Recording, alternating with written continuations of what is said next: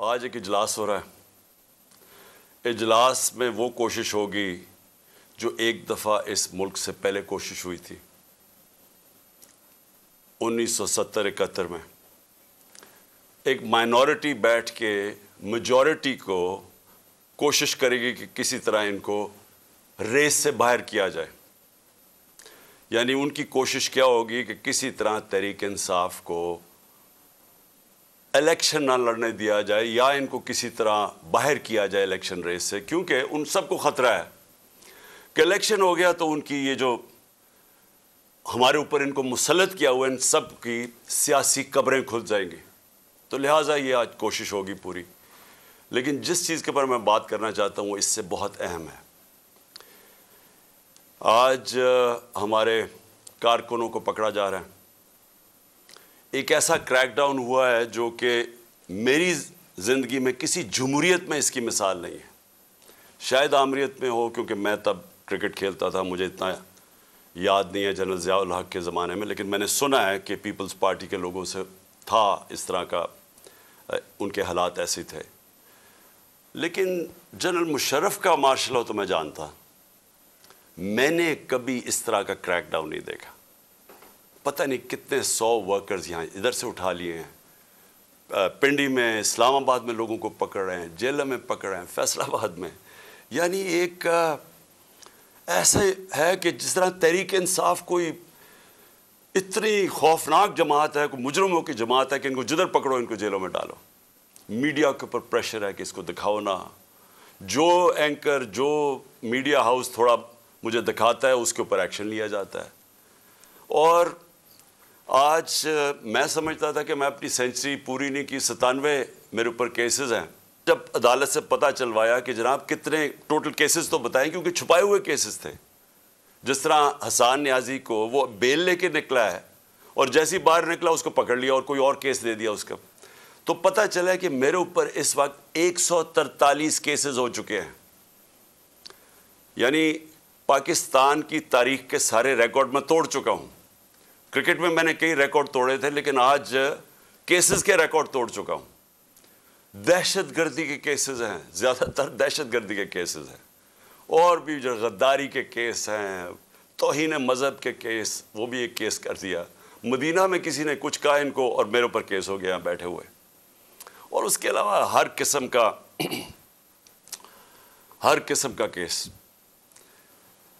मुझे अपनी केसेस की तो फिक्र नहीं है, लेकिन जिस तरह हमारे लोगों को पकड़ा जा रहा है और ये झूठे केसेस के ऊपर, ये हम अब सारे ह्यूमन राइट्स ऑर्गेनाइजेशंस को इंटरनेशनली लिख रहे हैं।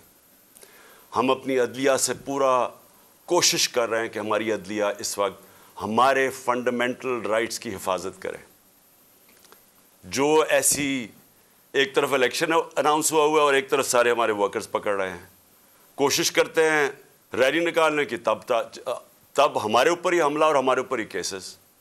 उसके बाद मीनार पाकिस्तान का जलसा पीर को करना था, हम कोशिश पूरी कर रहे थे कि हम रमज़ान से पहले करें, वो इन्होंने हमें इजाज़त नहीं दी। आज शुक्र है अदालत ने इजाज़त दी और इंशाअल्लाह हफ्ते को इंशाअल्लाह मुझे पूरा अपने लाहौर के लोगों की ऊपर उम्मीद है कि ये वो जलसा होगा जो सारा पाकिस्तान याद रखेगा, इसलिए कि सारा पाकिस्तान देखेगा कौम खड़ी किधर है। आज ये किस्म का रेफरेंडम होगा जो ये जुल्म हो रहा है आज हमारे ऊपर। एक जागी हुई कौम को आप देखेंगे हफ्ते को इंशाअल्लाह मीनार पाकिस्तान। अब मैं आना चाहता हूँ,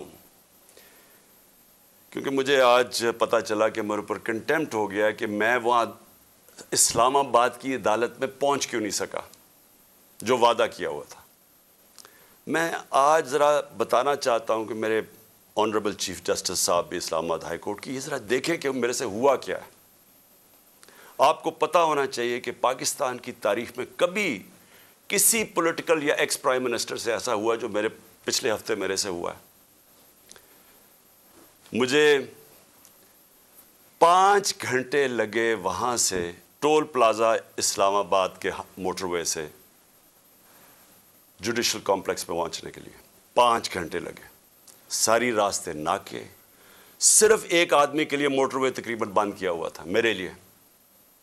वह आसिफ जरदारी भी उस जुडिशल कॉम्प्लेक्स में गया है, नवाज शरीफ भी गया, दोनों इंटरनेशनल मुजरिम हैं। इनकी आप जरा गूगल करके देखें कि दुनिया में इनकी क्या रेपुटेशन है, इनके ऊपर किस तरह के मजमून लिखे हुए हैं, कितना पैसा इनका बाहर पड़ा है।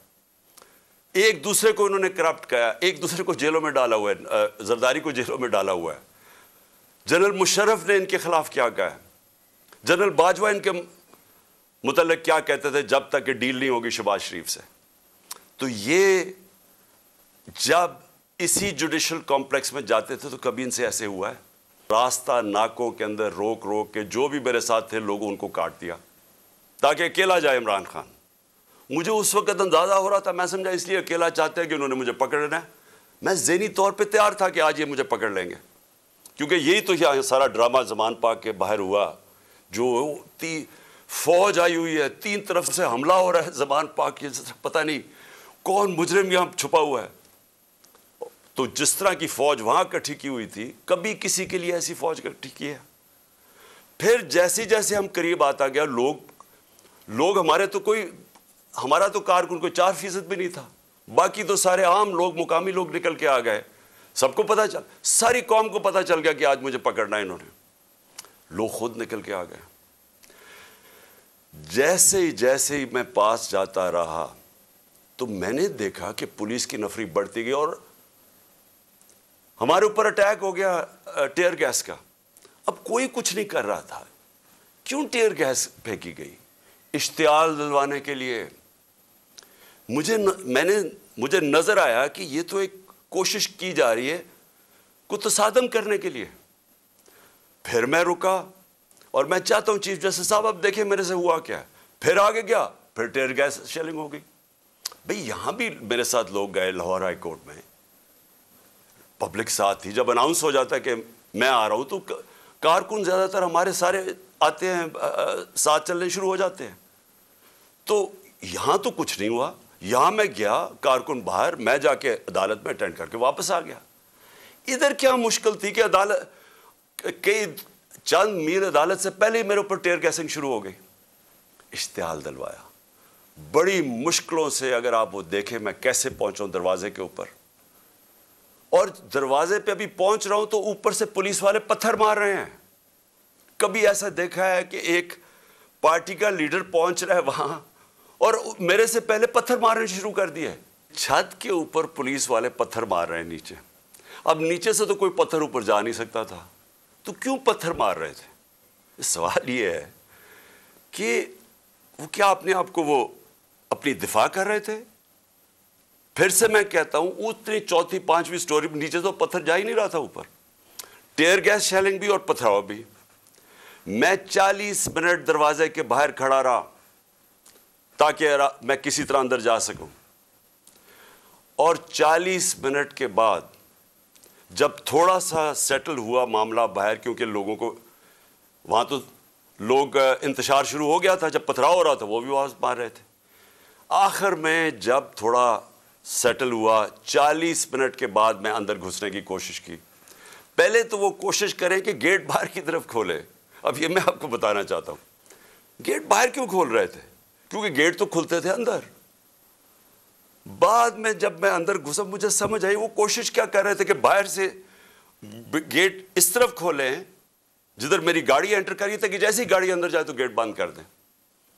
वो गेट बाहर खुल ही नहीं रहे थे। वो कि ये जो मुनाजर थे, मैं पूरी कोशिश कर रहा हूं, 5 घंटे लगे यहां पहुंचने के लिए, किसी तरह मैं जाके अपनी पेशी करूं अदालत में। कोई इसमें पेशी कर सकता था अपनी, जान बचा के बाहर निकले। वो प्लान बना हुआ था पूरा। ये नहीं कि आगे वाले पुलिस वाले डंडे मार के कोशिश कर रहे थे कोई अंदर ना आए, पीछे से वो डंडे क्यों चला रहे थे? तसादम करने के लिए। प्लान क्या था? प्लान ये था कि जैसे ही मैंने अंदर जाना था दरवाजे इन्होंने पीछे बंद करने थे। वो एफसी पुलिस इतनी तादाद में, नामालूम अफराद जो मैंने पहले दिखाया आपको, जो अपने वो चीजें पकड़ के अंदर घुस गए थे, जिनके पास पिस्टल्स थे, वो इतनी बड़ी फोर्स अंदर थी, मुझे बंद कर देना था। और ये मैं जब आपको बताऊं कि प्लान ये था कि मुर्तजा भुट्टो टाइप कत्ल करना था इन्होंने, आपस में नूरा कुश्ती करनी थी, वो जी तसादम में वो मारा गया, ये प्लान था। और उसके बाद आप देखें कि मैं जब वहाँ से बाहर निकला हूँ, ज़रा सूरत हाल देखें कि अब मैं बाहर निकला हूँ, टेयर गैसिंग क्यों शुरू हो गई। यानी मुश्किल से हम अपनी जान बचा के वहाँ से निकले हैं। वो तो अल्लाह ने कोई करम करना था। उसका तो है कि एक इंसान प्लान बनाता है और एक मैं बनाता हूँ, तो एक अल्लाह का करम था कि हम वहाँ से बच के निकल गए। वहाँ बाद में मुझे पुलिस वालों ने बताया, सीटीडी की वर्दी के अंदर वहाँ नामालूम लोगों ने वर्दी पहनी हुई थी सीटीडी की। मुझे पुलिस वालों से इंफॉर्मेशन मिली आहिस्ता आहिस्ता कि वहाँ होना क्या वाला था। सारा उन्होंने जो क्लोज सर्किट वो जो कैमरास थे वो फुटेज ही निकाल के ले गए। क्यों निकाल के ले गए? पहले 24 घंटे उन्होंने सिक्योर की वो एरिया। क्या कौन आ रहा था वहाँ? क्या कुछ दहशतगर्द आ रहा था? क्या करने आ रहा था? 50 साल से कौम मुझे जानती है। कितनी दफा मैंने कानून तोड़ा है। पूरा प्लान बना हुआ था मुझे वहां कत्ल करने का। आईजी बरस पड़ा पुलिस के ऊपर कि तुमने क्यों निकलने दिया उसको। आईजी को देखे, ये पूरी तरह बाकी पुलिस नहीं शामिल थी इसमें, उनको अंदाजा हो रहा था, लेकिन आईजी पूरी तरह शामिल था। बरस पड़ा, कैसे तुमने उसे निकलने दिया। उसके बाद अब जरा सुने, अब मैं आपको दूसरी चीज पे आने लगा हूं। जो मुझे जो ये प्लान पता चला है, मैं इसलिए आज आपके सामने रख रहा हूं क्योंकि आज शाम को हो सकता है ये ऑपरेशन करें। देखिए मेरे पाकिस्तानियों, जो यहां हो रहा है मेरी ये समझ से बाहर है। मुझे जो कत्ल करने की ये जो मुझे गोलियां लगी, ये अल्लाह का कोई ख़ास कोई करम था कि उसने मुझे बचा लिया। जो वज़ीराबाद में मेरे से हुआ, 1.5 महीना पहले मैं लगा रहा कि इन्होंने एक दीनी इंतहा पसंद के नाम पे मुझे कत्ल करना है। मैं कहता रहा, मैंने 2 जलसों में बताया, मैंने अपने सारी मेरी टीम को मैंने बताया हुआ था कि ये होने वाला है। आज सारी उसकी एविडेंस ख़त्म कर रहे हैं। जितना JIT का रिकॉर्ड है उसको तबाह किया जा रहा है। कौन कर रही है? क्यों किया जा रहा है? किसको खौफ है? कौन इतना ताकतवर है? अब एक और प्लान बना है और ये मैं आप सबको बता रहा हूं। मैं अपनी अदलिया को बता रहा हूं, मैं ख़ास तौर पे पंजाब पुलिस को बता रहा हूं। IG पंजाब और IG इस्लामाबाद, पीछे इनके हैंडलर्स, इन्होंने प्लान क्या बनाया? ज़मान पाक के बाहर या आज या कल ऑपरेशन का प्लान है। और वो क्या ऑपरेशन है? मैं पुलिस वालों को बता रहा हूं, इन्होंने 2 स्क्वाड्स बनाई हैं। उधर इस्लामाबाद से उसने चूज़ किए IG ने, और इधर से इसने मुंतखब किए ये जो पंजाब का IG है। इन्होंने 2 स्क्वाड्स बनाई हैं। वो क्या करेंगे? वो हमारे लोगों के अंदर यहाँ आ जाएंगे और इधर से गोली चला के 4-5 पुलिस वाले मारने हैं इन्होंने। हमारे खड़े होके हमारे लोगों के अंदर ये जो लोग भेजेंगे होते हैं, उनके अंदर रह के इन्होंने 4-5 पुलिस वालों को कत्ल करना है और उसके बाद वहां से अटैक आना है। उन्होंने गोलियां चलानी है, हमारे लोगों को यहां मारेंगे, मॉडल टाउन टाइप कत्ल करेंगे और फिर करते करते मेरे घर आके वो फिर मुर्तज़ा भुट्टो टाइप स्टाइल मुझे कत्ल करेंगे। ये प्लान बना हुआ है, या आज इन्होंने करना है और या कल करना है। मैं ये सबको आज बताना चाहता हूं। मैं पंजाब पुलिस को बताना चाहता हूं कि आपके 5 लोग ये कत्ल करेंगे, सिर्फ और सिर्फ बहाना मार के कि अटैक करने का। मैं आज अपने सारे कारकुनों को, जो मैं आपको पहले कहता रहा हूं, मैं आज फिर आपको कह रहा हूं, हमने कभी किसी किस्म के तसादम में नहीं हिस्सा लेना। ये जो मर्जी करें, हमने कुछ नहीं करना। हमने इस बार, अगर इन्होंने जिस तरह वहां, मैं इसलिए आपको बताया, वो पत्थर मारा ऊपर से पुलिस वाला, तसादम करने के लिए, इश्तियाल देने के लिए। इस बारी अगर ये आपको कोशिश करेंगे इश्तियाल देने के लिए, तो आपने किसी किस्म का रिएक्शन नहीं देना और आपने वो पुलिस को कहना है कि आप आएं और जो मर्जी, अगर वो कोई, उन्होंने मेरे से कोई बात करनी है, क्योंकि मेरे पास तो अब और कोई केस नहीं, मुझे तो सब में बेल मिल चुकी है, तो जो भी आपका है रिक्वेस्ट आए, अगर आपने कोई वारंट भी ले आए कोई नया, तो वो मेरे पास आए। और अगर ऐसी कोई चीज़ आपने निकाली जिसमें मुझे जेल में जाना पड़े, मैं जेल में चला जाऊंगा, लेकिन मैं नहीं चाहता मेरे लोगों का कत्लेआम हो। इसलिए मैं अपने सारे कारकुनों को कह रहा हूं कि आपने सिर्फ किसी किस्म के तसादुम नहीं पढ़ना। मैं पंजाब पुलिस को कह रहा हूं कि इन्होंने हमारे साथ खड़े होकर आपके 4-5 लोग मारने हैं, और उसके ऊपर इन्होंने अपना जो प्लान, वही मॉडल टाउन और उसके बाद मुर्तज़ा भुट्टो टाइप मेरा कत्ल करना है। मैं आज सारी कौम के सामने रख रहा हूं, क्योंकि यहां पहले प्लान, जो प्लान फेल होते रहे, अब ये एक्सट्रीम पे चले गए हैं। या मुझे ये नहीं समझ आ रही अभी तक कि हम, यानी ये कौन लोग फैसले कर रहे हैं, ये किस तरह, ये तो कोई दुश्मन भी ना अपने मुल्क से ऐसे करे। वो उनका तो मुझे पता है, वो जो 2 बार बैठे, एक बार बैठा हुआ है और एक ये दूसरा जरदारी है, इनका पाकिस्तान में क्या स्टेक है? इनके कम से कम अरबों डॉलर बाहर पड़े हुए हैं। जितना हम IMF से पैसा लेते हैं ना, उससे ज्यादा पैसा डॉलर्स इनके बाहर पड़े हुए हैं। इनका मकसद सिर्फ अपने पैसे बचाना है। इनका कोई पाकिस्तान में स्टेक नहीं है कि इसके बाद अगर कत्ल हो जाता तो फिर क्या होगा, तसादम होगा। इनको फिक्र नहीं है, इनको सिर्फ पैसे की फिक्र पड़ी हुई है। जो इसहाक डार ने सेनेट में कहा कि IMF और अपने मिसाइल और न्यूक्लियर प्रोग्राम को उसने जोड़ दिया, और IMF ने बड़ा सख्ती से उसकी मजम्मत की, इसके पीछे क्या है? मुझे क्या शक है, जिन लोगों का पाकिस्तान में स्टेक नहीं, उनको क्या फ़र्क पड़ेगा कि पाकिस्तान अपनी सिक्योरिटी के ऊपर कॉम्प्रोमाइज़ कर दे, हम सौदा कर दे अपने न्यूक्लियर प्रोग्राम पे? उनको क्या फ़र्क पड़ता है? उनको तो सब कुछ बाहर पड़ा है। पाकिस्तान अगर गुलामी करता है, उनको क्या फ़र्क पड़ता है? उनको कब फ़र्क पड़ा है? जिनका स्टेक ही पाकिस्तान में नहीं है, उनको क्या फ़र्क पड़ेगा कि अगर इसको कत्ल कर दे? वो जो नवाज शरीफ ने कहा, जी हाँ, 1 महीना शोर में चुका, चुप हो जाएगा। आखिर में मैं अपनी कौम, अब मैं आपसे बात कर रहा हूँ, अपने नौजवानों से।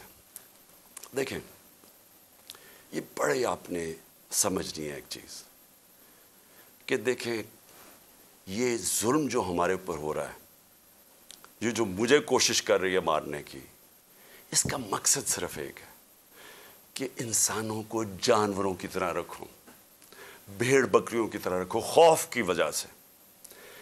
जो खौफ का बुत है, ये याद रखें, इंसानी तारीख में ये इंसानों को ग़ुलाम बनाता है। जो इसके सामने झुकता है वो ग़ुलाम बन जाता है। जान तो मेरी ख़तरे में है, मैं तो खड़ा हूँ। मुझे जहाँ पता था जब मैं जा रहा था इस्लामाबाद के, या मुझे जेल में डालेंगे या मार देंगे, मैं तो फिर भी गया। अल्लाह पे यकीन है मुझे, अगर उसका फ़ैसला है तो वो तो उसने वैसे ही ले लेना है।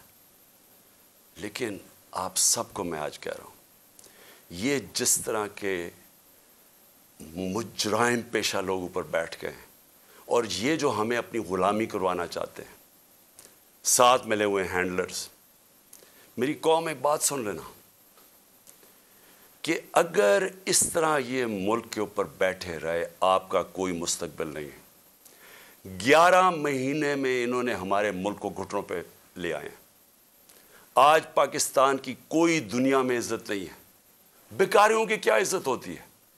आज कोई पैसे देने के लिए तैयार नहीं है। आज पहली दफ़ा पाकिस्तान में आटे के ऊपर 3 लोग अब तक मर चुके हैं, क्योंकि आटा 3 गुना ज़्यादा महंगा, जब हम छोड़ के गए तो उसे 3 गुना ज़्यादा महंगा हो गया। इन्होंने तो अपनी चोरियां माफ़ करवा ली, 1100 अरब रुपए की कौम का इन्होंने आज उधर पहुंचा दिया है। मुझे खौफ आ रहा है कि आगे किधर जाएंगे, यह मजीद और बिगड़ने लगा है। मैं आपको कह रहा हूं, महंगाई अभी और आएगी। तो मेरे पाकिस्तानियों, मेरा आपको और नौजवानों, मेरा आपको ये पैगाम है कि देखें, अगर अल्लाह शहनशाह है, उसका फैसला अभी तक मुझे बचाता रहे, वो उसका फैसला हो सकता है मुझे ऊपर ले जाए। आपने सब ने मेरे से वादा करना है कि किसी खौफ के बिना आपने इनके सामने, इनको माफ़ नहीं करना, इनके सामने खड़े होना है। वो इसलिए मैं आपको कह रहा हूं कि किसी कौम जो ग़ुलाम होती है उसकी कोई परवाज़ नहीं होती। मौलाना रूमी ने जब कहा ना कि अल्लाह ने जब तुम्हें पर दिया है, क्यों चूंटियों की तरह रींग रहे हो? ग़ुलाम रींगते हैं ज़मीन पे। इलामा इकबाल की सारी शायरी ग़ुलाम मुसलमान जो हिंदुस्तान में, तो उनको जगाने की शायरी थी, क्योंकि वो जगाते रह के कहते वो शाहीन बनो, जंजीरें तोड़ो, ऊपर जाओ। और जंजीर सबसे जो जंजीर हमें ज़मीन पे रखती है, वो खौफ की जंजीर है। हमारे लोगों को पकड़ रहे हैं, खौफा हरासा पिला रहे हैं। कोई आपको समझना चाहिए कि ज़िंदगी मौत भी अल्लाह के हाथ में है। कोई आपको जलील नहीं कर सकता क्योंकि इज़्ज़त ज़िल्लत उसके हाथ में है।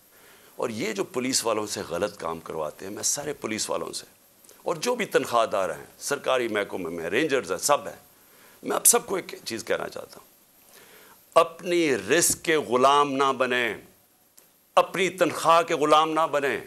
अपना जो ज़मीर है, अल्लाह का हुक्म है अमर बिल मारूफ सब इंसानों के लिए कि अच्छाई के साथ खड़े हो, बुराई के ख़िलाफ़ खड़े हो, राय हक पे खड़े हो, इंसाफ के साथ खड़े हो, इंसाफ के लिए जहाद लड़ो। सारों को मैं अपने नौजवानों को ख़ास तौर पे कहना चाहता हूँ कि देखें, अगर आप इस वक्त पुरअमन तरीके से एहतजाज ना किया आपने, ये जुल्म जो हो रहा है इस मुल्क से, हमेशा के लिए आप ग़ुलामी करेंगे और ग़ुलामी इन चोरों की करेंगे। कोई आपका मुस्तकबिल नहीं है। अब तक 8-9 लाख पाकिस्तान के प्रोफेशनल्स मुल्क छोड़ के चले गए हैं। जो छोड़ के जाते हैं, कई उनमें से बिजनेसेस थी, बेरोज़गार करके चले गए लोगों को। पढ़े लिखे जो मुल्क पैसा खर्च करता है जिनके ऊपर, वो छोड़ के चले गए। शौकत खानम से 4 बड़ा मुश्किल है कैंसर के स्पेशलिस्ट डॉक्टर्स, 4 हमारे अहम डॉक्टर्स वो छोड़ के चले गए। लोग मायूस हो गए हैं। ये तरीका नहीं है छोड़ के जाने का, खड़े होकर लड़ने का है, जहाद लड़ने का है।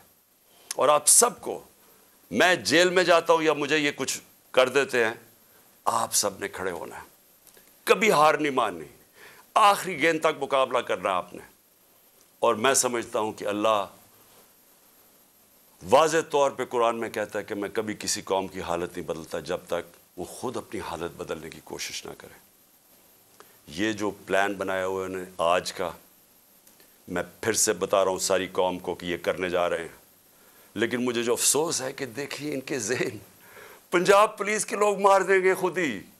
ये पहले भी इन्होंने इस तरह की हरकतें की हुई हैं जिनके अंदर ना कोई इंसानियत है, ना इनको कुछ सोच है। उनके बीवी बच्चे होंगे, उनको मार देंगे सिर्फ इसलिए कि इमरान खान को हमारे लोग मारें और ताकि मूवमेंट ख़त्म हो जाए। इससे मूवमेंट नहीं ख़त्म होने लगी, ये एक आग की तरफ जा रहा है। ये वो चाहेगा जो इस मुल्क का दुश्मन है कि मुल्क में तबाही मच जाए, सिविल वॉर हो जाए, तबाही हो जाए। ये किस तरफ जाएगा मुल्क? सारे पाकिस्तानियों को मैं बताना चाहता हूँ कि ये जो ऊपर बैठ के मुल्क के फैसले कर रहे हैं, इनसे बड़े गद्दार कोई नहीं है। कौन आदमी इस तरह सोच सकता है कि अपने मुल्क में सिर्फ अपनी चोरी बचाने के लिए और अपनी जायदादें और जो चोरी का पैसा बाहर पड़ा है वो बचाने के लिए इस मुल्क तबाही की तरफ जा रहे हो, इंतशार हो। इंशाअल्लाह आप सबसे हफ्ते की रात को तरावियाँ के बाद मीनार पाकिस्तान में मुलाकात होगी और मैं आपके सामने अपना प्रोग्राम रखूँगा।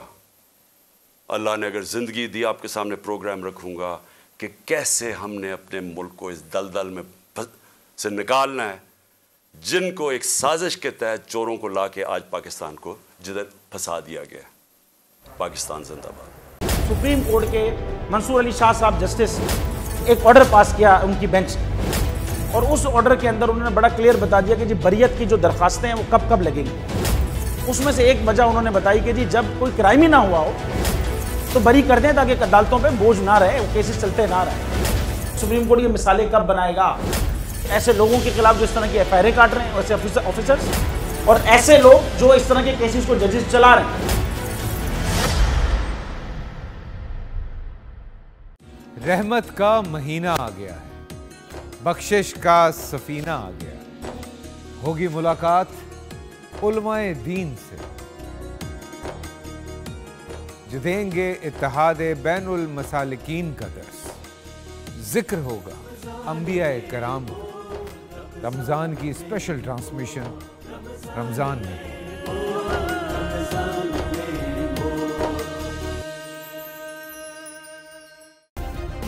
सब्सक्राइब करें और बेल दबाएं ताकि कोई खबर रह न जाए।